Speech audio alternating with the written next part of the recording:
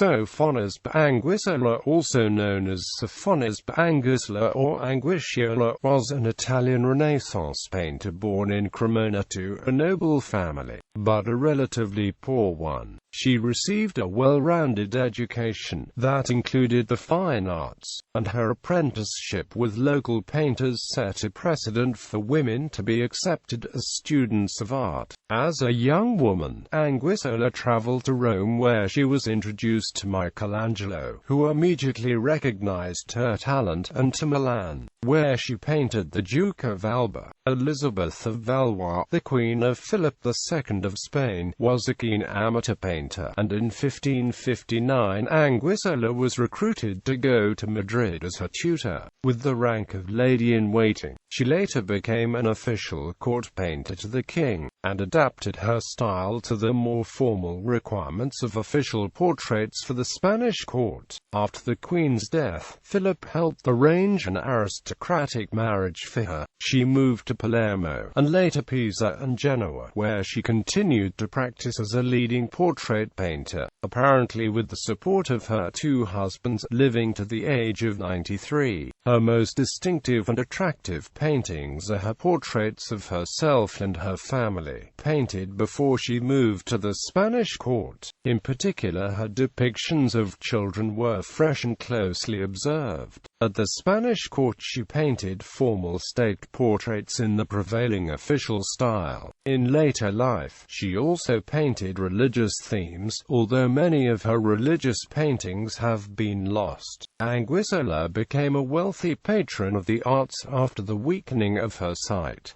In 1625, she died at age 93 in Palermo. Anguissola's example, as much as her oeuvre, had a lasting influence on subsequent generations of artists, and her great success opened the way for larger numbers of women to pursue serious careers as artists. Her paintings can be seen at galleries in Boston, Massachusetts, Bergamo, Brescia, Budapest, Madrid, Naples, Siena, and at the Uffizi Gallery in Florence. The art historian Giorgio Vasari wrote about Anguissola that she has shown greater application and better grace than any other woman of our age in her endeavors at drawing. She has thus succeeded not only in drawing, coloring and painting from nature, and copying excellently from others, but by herself has created rare and very beautiful paintings. The Anguissola family.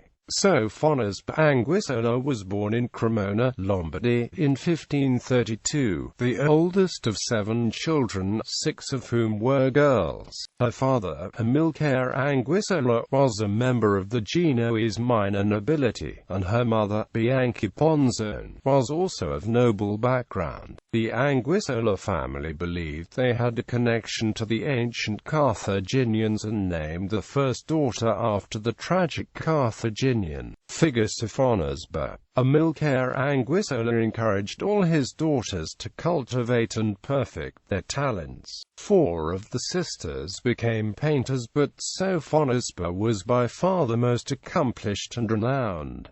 Elena abandoned painting to become a nun. Both Anna Maria and Europa gave up art upon marrying, while Lucia Anguissola, the best painter of Sofonisba's sisters, died young. The remaining sister, Minerva, became a writer and Latin scholar. Asdrubale, Sofonisba's brother, studied music and Latin, but not painting. Her aristocratic father made sure that Anguissola and her sisters received a well-rounded education that included the fine arts. Anguissola was 14 when her father sent her and her sister Elena to study with Bernardino Campi, a respected portrait and religious painter of the Lombard school. When Campi moved to another city, Anguissola continued her studies with painter Bernardino Gatti. Anguissola's apprenticeship with local painters set a precedent for women to be accepted as students of art. Dates are uncertain, but Anguissola probably continued her studies under Gatti for about 3 years. Anguissola's most important early work was Bernardino Campi paintings Sofonisba Anguissola. The double portrait depicts Anguissola's art teacher in the act of painting a portrait of her. In 1554, at age 22, Anguissola traveled to Rome, where she spent her time sketching various scenes and people. While in Rome, she was introduced to Michelangelo by another painter who was familiar with her work.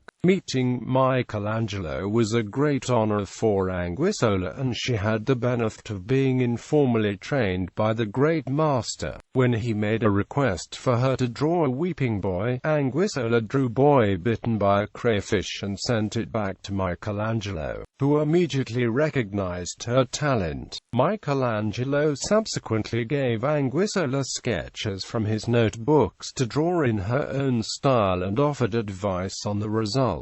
For at least 2 years, Anguissola continued this informal study, receiving substantial guidance from Michelangelo. The great early art historian Giorgio Vasari later wrote this about Anguissola: Anguissola has shown greater application and better grace than any other woman of our age in her endeavors at drawing. She has thus succeeded not only in drawing, coloring and painting from nature, and copying excellently from others, but by herself has created rare and very beautiful paintings. Experiences as a female artist. Although Anguissola enjoyed significantly more encouragement and support than the average woman of her day, her social class did not allow her to transcend the constraints of her sex. Without the possibility of studying anatomy or drawing from life, she could not undertake the complex multi-figure compositions required for large-scale religious history paintings.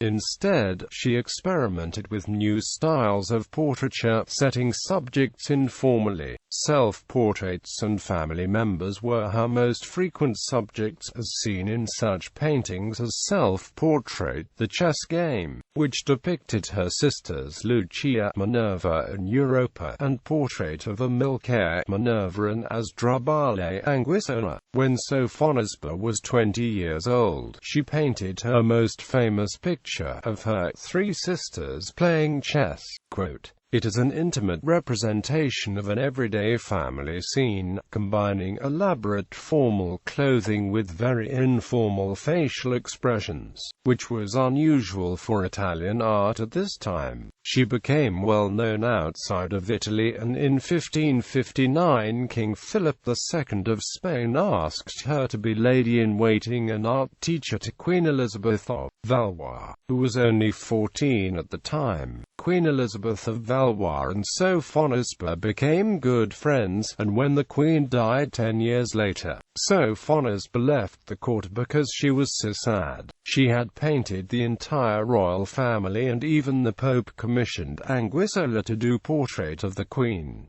At the Spanish court, in 1558, already established as a painter, Anguissola went to Milan, where she painted the Duke of Alba. He in turn recommended her to the Spanish king, Philip II. The following year, Anguissola was invited to join the Spanish court, which was a turning point in her career. Anguissola was approximately 26 when she left Italy to join the Spanish court. In the winter of 1559 to 1560, she arrived in Madrid to serve as a court painter and lady-in-waiting to the new Queen, Elizabeth of Valois, Philip II's third wife, who was herself an amateur portraitist. Anguissola soon gained Elizabeth's admiration and confidence, and spent the following years painting many official portraits for the court, including Philip II's sister, Juana, and his son, Don Carlos. These types of paintings were far more demanding than the informal portraits upon which Anguissola had based her early reputation, as it took tremendous amount of time and energy to render the many intricate designs of the fine fabrics and elaborate jewelry associated with royal subjects. Yet, despite the challenge, Anguissola's paintings of Elizabeth of Valois, and later of Anne of Austria, Philip II's fourth wife, were vibrant and full of life.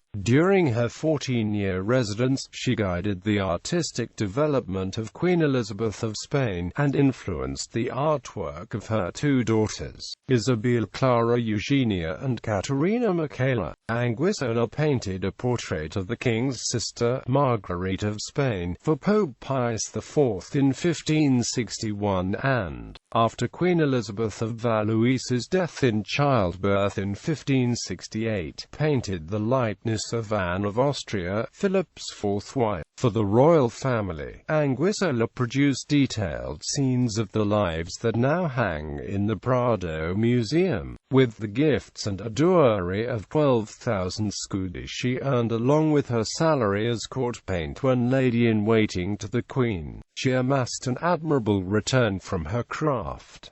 While in the service of Elizabeth of Valois, Anguissola worked closely with Alonso Sanchez Coelho, so closely in fact that the famous painting of the middle-aged King Philip II was long attributed to Coelho or Juan Pantoja de Cruz. Only recently has Anguissola been recognized as the painting's creator.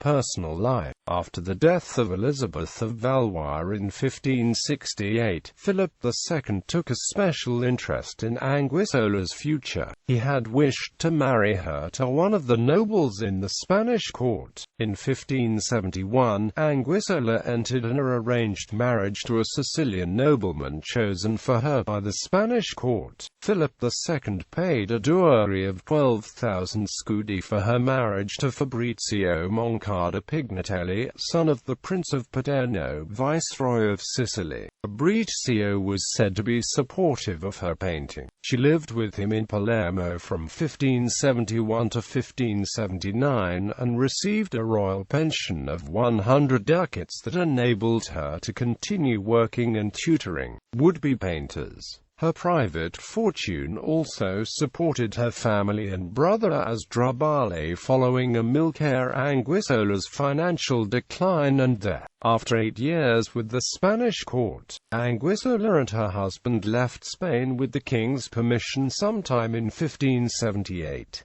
The couple settled in Palermo, where Anguissola's husband died in 1579. 2 years later, while traveling to Genoa by sea, she fell in love with the ship's captain, sea merchant Orazio Lomellini. Against the wishes of her brother, they married in Pisa in January of 1580 and lived in Genoa until 1620. She had no children, but maintained cordial relationships with her nieces and her husband's son Giulio.